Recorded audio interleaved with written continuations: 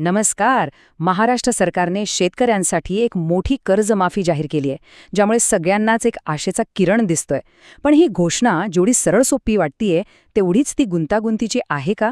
चला, जरा सोप्या भाषेत समजून घेऊया की आश्वासन काय आहे आणि वास्तव काय असू शकतं. तर सगळ्यात आधी बघूया ती मोठी घोषणा. ती म्हणजे शेतकऱ्यांचं 2 लाख रुपयांपर्यंतचं पीक कर्ज माफ होणार आहे. ही रक्कम खरं तर अनेक शेतकरी कुटुंबांसाठी खूप मोठी आहे आणि यामुळे त्यांना एक मोठा दिलासा मिळण्याची अपेक्षा आहे. आणि गोष्ट फक्त इथेच संपत नाही. अनेकदा असं होतं की कर्जमाफीमुळे जे शेतकरी प्रामाणिकपणे कर्ज फेडतात त्यांच्यात नाराजी पसरते. तर हीच गोष्ट लक्षात घेऊन सरकारने त्यांच्यासाठी एक चांगली गोष्ट जाहीर केली आहे. जे शेतकरी नियमित कर्ज भरतात त्यांना 50,000 रुपयांचं प्रोत्साहन परभदान दिलं जाणार आहे. म्हणजे बघा, एकीकडे 2 लाखांची कर्जमाफी, दुसरीकडे 50,000चं प्रोत्साहन. घोषणा तर एकदम जबरदस्त आहे, पण इथेच एक मोठा पण आहे. आणि तोच प्रश्न आज प्रत्येक शेतकऱ्याच्या मनात आहे की घोषणा झाली पण याचा फायदा नक्की कोणाला मिळणार आणि कोणाला नाही, यावर अजूनही एक मोठं प्रश्नचिन्ह आहे. आता आपण येऊया या घोषणेच्या सगळ्यात महत्त्वाच्या भागाकडे. कारण ही कर्जमाफी सरसकट नाही आहे. याला खूप साऱ्या अटी आणि शर्ती असणार आहेत आणि त्या अजून ठरलेल्या सुद्धा नाहीयेत. याचाच अर्थ ही मदत प्रत्येक शेतकऱ्यासाठी असेलच असं नाही. आणि गंमत म्हणजे खुद्द सरकारी वक्तव्यांमधूनच हा शब्द वापरला जातोय. किचकट. याचा सरळ सरळ अर्थ काय? तर नियम सोपे नसणार. ते मुद्दामच थोडे गुंतागुंतीचे ठेवले जातील, जेणेकरून प्रत्येकाची कसून तपासणी होईल. मग प्रश्न येतो की यातून वगळलं कोणाला जाणार, म्हणजे कुणाला फायदा मिळणार नाही. याबद्दल महसूल मंत्र्यांनी काही संकेत दिलेत. चला तेच बघूया.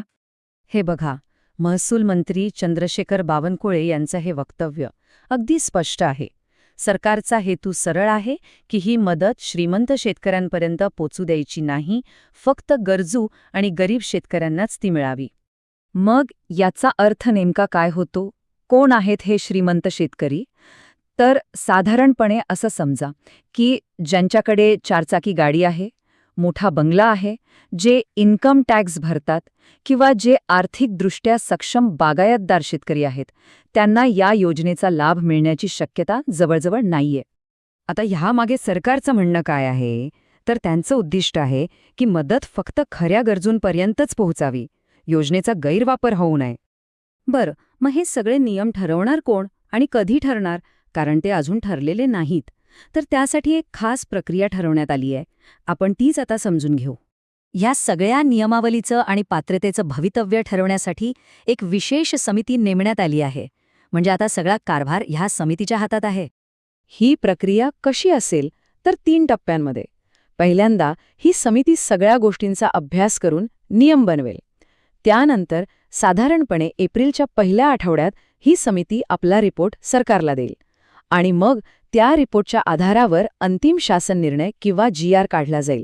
म्हणजे अंतिम नियमांसाठी एप्रिलपर्यंत वाट बघावी लागेल. आणि इथेच आपल्याला आश्वासन आणि वास्तव यामधला फरक दिसतो.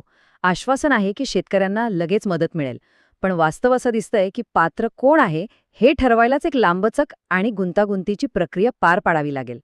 ठीक आहे, तर आत्तापर्यंत जे काही आपण पाहिलं त्याचा एक छोटासा आढावा घेऊया आणि पुढे नेमकं काय महत्त्वाचं ठरणार आहे यावर लक्ष ठेवूया. तर लक्षात ठेवण्यासारखे महत्त्वाचे मुद्दे कोणते? पहिला, 2 लाखांपर्यंत कर्जमाफी आणि 50,000चं प्रोत्साहन जाहीर झालंय. दुसरा, नियम खूप कडक आणि किचकट असणार आहेत. तिसरा, जे श्रीमंत मानले जातील, जसं की गाडीवाले किंवा इन्कम टॅक्स भरणारे, ते बाहेर राहतील. आणि चौथा, सगळ्यात महत्त्वाचा मुद्दा, अंतिम निर्णय एप्रिलमध्ये समितीचा रिपोर्ट आल्यानंतरच होणार आहे.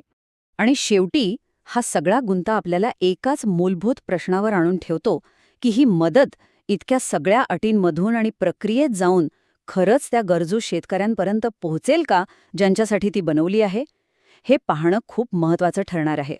महत्त्वपूर्ण व्हिडिओ आहे. तुमच्या ओळखीच्या शेतकरी मित्रांना तुमच्या व्हॉट्सअप ग्रुपवर नक्की शेअर करा. धन्यवाद.